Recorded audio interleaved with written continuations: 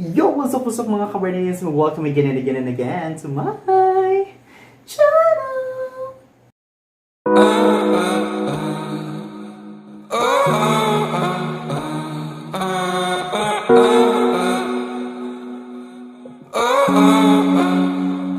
Yes, mga kabarnayans, and for today's video, I am very excited. It is because the transgender that I'm going to feature for today is a beautiful endorser, actress, and a model from Mexico. Actually, I already featured her before, but in that video, it is more on features. So this is the first time that I'm going to feature her with me, along with additional information from this beautiful Mexican transgender. And before we're going to start again and again, let me remind you again, because there is few days left for our giveaway. If you want to have this very beautiful brush from Michelle D, all you have to do is check the description link below for the details. Yes, mga kabarnayans, I am very excited today. Aside from the sporty look that I have today, I am very happy because for the 4th consecutive event from the Dreamers Night, I became the grand champion. So this is my look.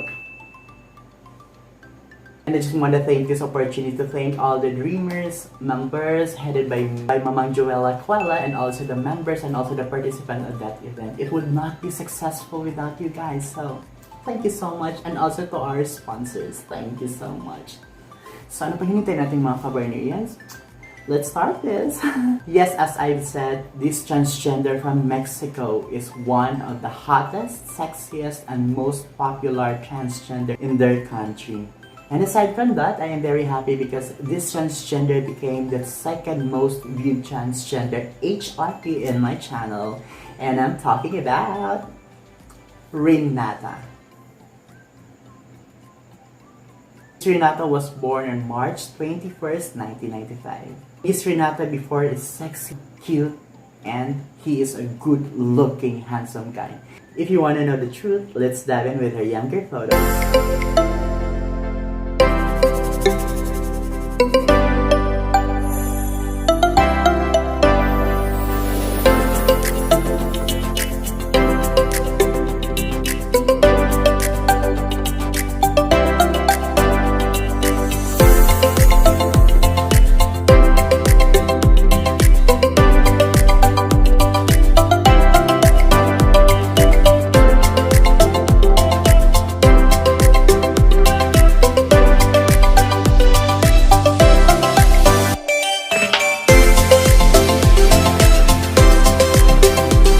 Yes, mga kabarnayans, he is definitely a good-looking guy before. But whatever the reason why she wanted to be a trans woman, well, that is her discretion. And all we need to do is support her and love Miss Renata.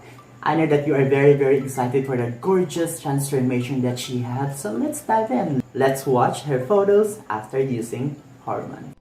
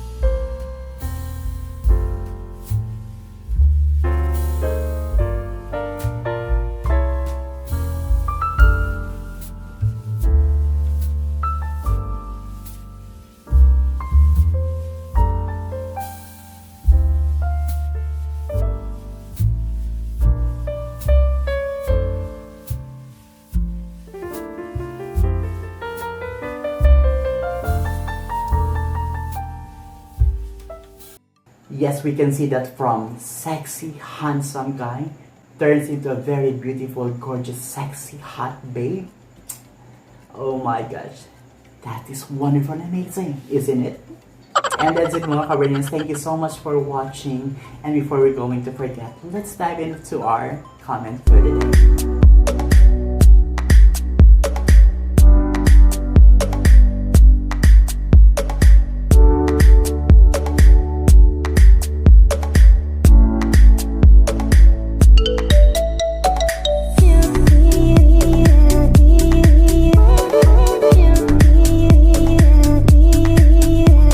That's it mga Kabernians. As always, if you want to be featured to our next comment for the day, all you have to do is comment down below so that we can be able to post your comment to our next video. And that's it mga Kabernians. Thank you so much for liking, sharing, commenting for this video. And as always, if you want to be part for the Kabernians family, all you have to do is subscribe to this channel and click the bell button. That is so simple and you will be part. And we will going to welcome you with an open arms, with an open heart, and with a beautiful smile. Thank you so much. Have a blessed day. Enjoy the rest of your day. Keep on smiling, everybody. Have a good vibe. Take care always, and bye-bye.